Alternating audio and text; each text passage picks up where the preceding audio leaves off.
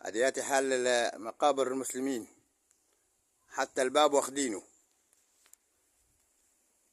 الباب واخدينه عادياتي. شوفوا سلك الكهرباء، العمدان قسما بالله مركبينها انا ومحمد الشيخ ما تكملش يعني ليها بتاع 7-8 شهور. شايفين السلك كلها بقت العمدان وهي خاوية على عروشها. يعني خلاص وصلنا للمستويات، ادنى المستويات. هادياتي مش عايز اعرف ليه ما يخلوش خدمات امنية هنا في المقابر،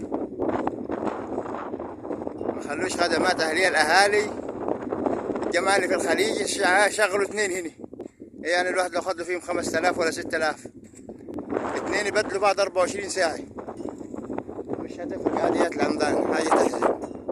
شوف السلك مقطع ازاي،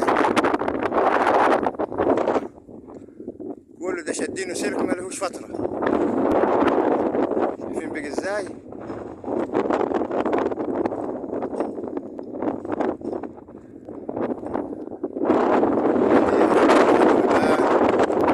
سلك كهرباء ما فيش اخر حاجة غير الموتي.